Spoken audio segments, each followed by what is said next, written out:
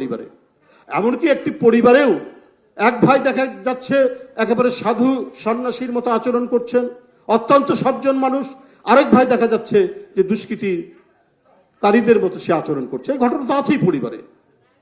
একজন ইংরেজ রাইটার তিনি নিজেও বলেছেন, every family has a black sheep. প্রতিটি পরিবারেই একটা কুলাঙ্গার থাকে, তো দুই একটা কুলাঙ্গার তো ঢুকে যেতে পারে, কিন্তু দেখার বিষয়, বিচার্য বিষয় হচ্ছে যে পার্টি তাদেরকে ওন করছে কিনা, তাদেরকে প্রোটেকশন দিচ্ছে কিনা। শেখ হাসিনার মতো বিন্দু মাত্র কেউ ছাড় পাননি।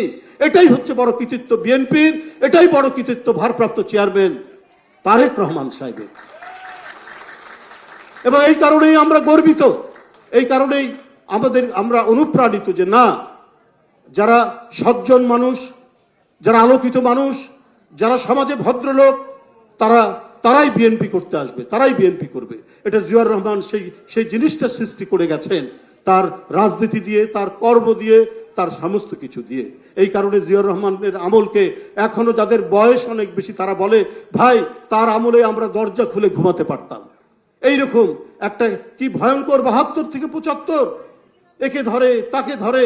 জাসদের এক নেতা আমাকে বলেছেন, আমরা প্রেস ক্লাব থেকে মিছিল নিয়ে যাচ্ছি, পিছন দিক থেকে রক্ষী বাহিনী দুজনকে ধরলো। এই যে ধরলো তার আর হদিস নেই আজ পর্যন্ত জাসদের, তখন তার বিএনপি হয়নি জাসদ। সেই জায়গা থেকে জিয়াউর রহমান শান্তিময় একটি দেশ, গ্রামে গঞ্জে চুরি ডাকাতি বন্ধের জন্য গ্রাম প্রতিরক্ষা বাহিনী করেছেন, আপনাদের মনে আছে তো অনেকে। এগুলো করার মধ্যে দিয়ে যে পরিবেশ তৈরি করেছিলেন, এই কারণেই বহুদলীয় গণতন্ত্র টিকে ছিল। জিয়াউর রহমান তিনি পুনর্প্রবর্তন করলেন এবং টিকে ছিল। সেই ধারা বেগম জিয়া সেই পতাকা ধারণ করেছেন, সেখানে কখনো আপোষ করেননি।